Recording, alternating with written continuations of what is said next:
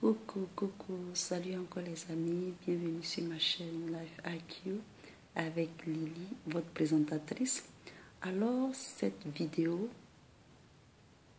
va se concentrer sur le FMI. Le FMI, qui est le Fonds monétaire international, qui a été créé en 1944, après les traités de Bretton Woods. Le FMI qui a été créé, qui avait pour mission de pouvoir régulariser les échanges monétaires dans le monde et aussi de régulariser les économies et tout ce qui concerne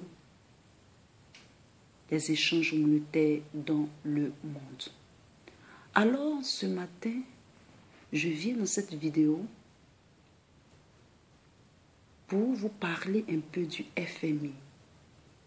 Et je fais quelques petites analyses et quelques petites recherches sur le FMI.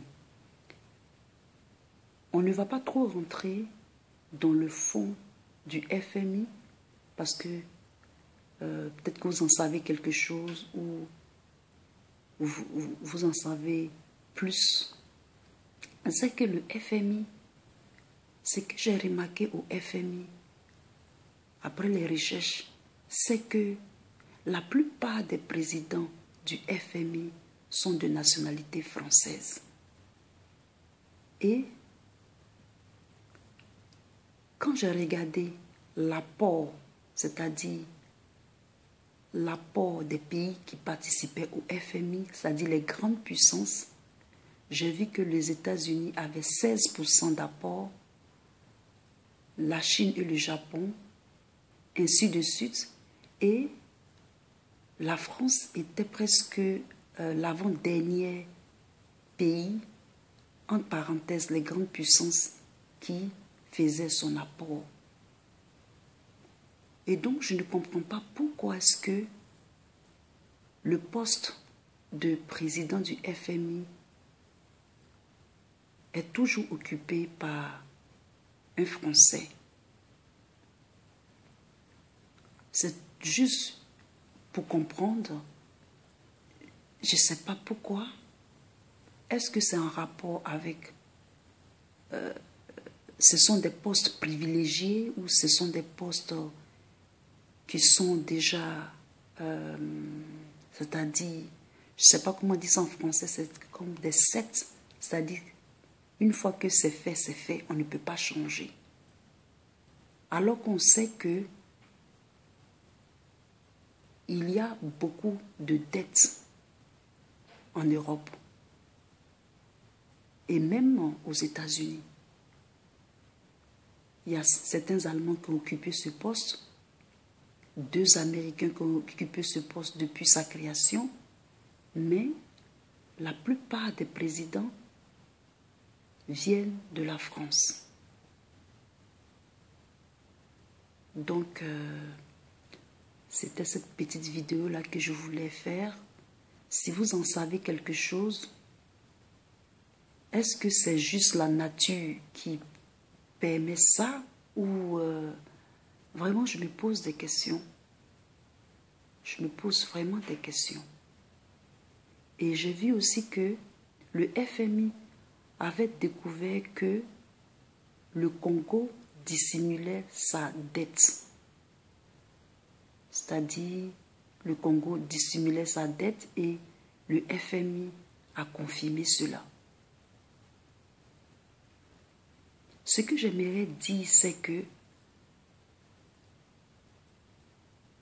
pourquoi est-ce que le FMI dit que le Congo a dissimulé sa dette? Parce que, sûrement, il y a eu beaucoup d'achats d'immeubles, de biens en Europe, de la part peut-être du président. Voilà pourquoi le FMI peut avancer une telle accusation. Parce que quand l'or du Congo ou le pétrole du Congo. Le Congo, c'est un pays qui est très, très, très, très riche. C'est l'un des pays les plus riches, surtout le sous-sol du Congo. C'est pour ça qu'il y a beaucoup de guerres au Congo. Et comme le FMI n'a pas la main sur les entrées et les sorties monétaires de ce pays, elle va l'accuser d'avoir dissimulé sa dette. Quand ils n'ont pas la main sur, c'est-à-dire ta monnaie ou sur, même si c'est ta monnaie, mais surtout sur tout ce qui est monétaire, on t'accusera de dissimuler la dette, tes dettes et tout. Je pense que c'est un faux problème de la part du FMI. C'est un faux problème de la part du FMI. Si le Congo a dissimulé sa dette et les paradis fiscaux un peu partout dans le monde, les grandes puissances ne dissimulent-elles pas leur dette, peut-être pas leur dette, mais leur fonds monétaire ou leur bien monétaire? Si, ils dissimulent.